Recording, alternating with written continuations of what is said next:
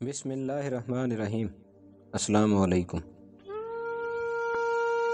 انسان جتنا غریب ہونے سے ڈرتا ہے اتنا اگر گناہوں سے ڈرے تو جہنم خالی رہ جائے۔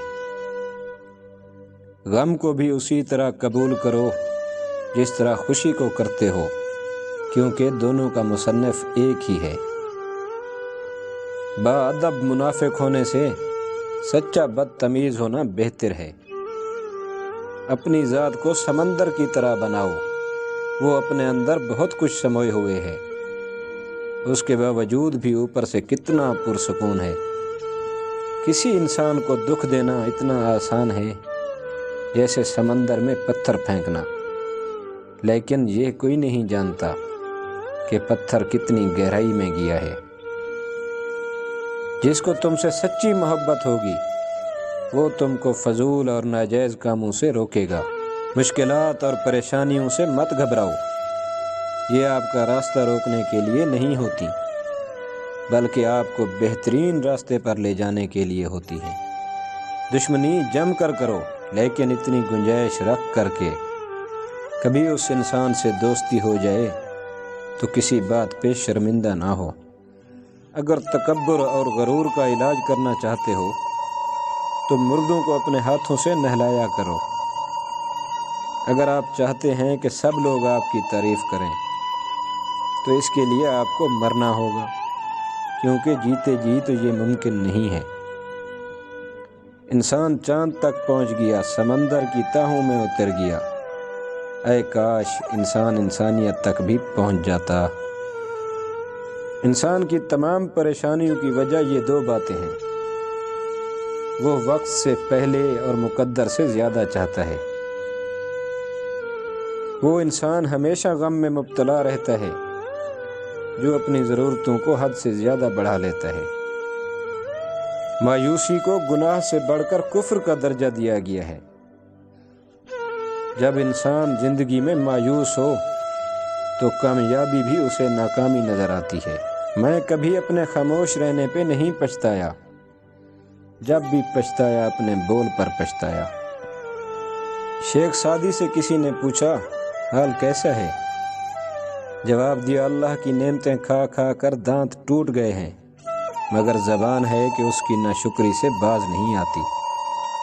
اقوال عقل مندوں کے لیے ہیں، نادانوں کو ان سے کوئی فائدہ نہیں ہوتا۔ سچا دوست وہ ہے جو دوست کا ہاتھ اس کی پریشانی اور تنگی میں بھی نہیں چھوڑتا۔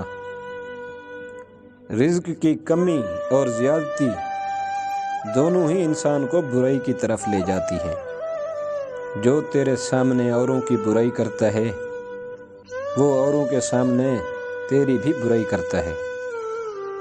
جیسا سلوک تو مخلوق خدا سے کرے گا ویسا ہی سلوک خدا تیرے ساتھ کرے گا۔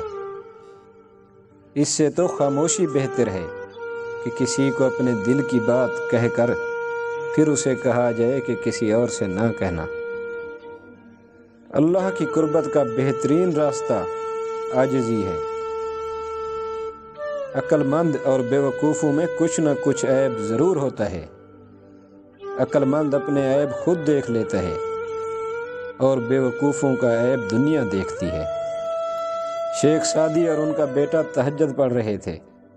دعا کے بعد بیٹا بولا بابا جان سب سو رہے ہیں اور ہم عبادت کر رہے ہیں۔ شیخ سعدی نے اپنے بیٹے کو کیا ہی خوبصورت بات کہی، بیٹا اگر دوسروں کے عیبوں پر نظر رکھنی تھی تو بہتر تھا کہ تو بھی سویا رہتا۔ میرے پاس وقت نہیں ہے ان لوگوں سے نفرت کرنے کا جو مجھ سے نفرت کرتے ہیں، کیونکہ میں مصروف رہتا ہوں ان لوگوں میں جو مجھ سے محبت کرتے ہیں۔ اگر زندگی اتنی ہی اچھی ہوتی تو کوئی بھی دنیا میں روتے ہوئے نہ آتا۔ آدمی کے علم کا اندازہ تو ایک دن میں ہو جاتا ہے، لیکن اس کی نفس کی خباثت کا پتہ برسوں میں بھی نہیں چلتا۔ ایسے دوست سے ہاتھ دھو لینا بہتر ہے جو تیرے دشمنوں کے ساتھ بیٹھتا ہے۔ جب درد حد سے زیادہ بڑھ جاتا ہے تو انسان روتا نہیں، خاموش ہو جاتا ہے۔ آدمی کے جھوٹا ہونے کے لیے اتنا ہی کافی ہے کہ وہ ہر سنی سنائی بات پر یقین کر لے۔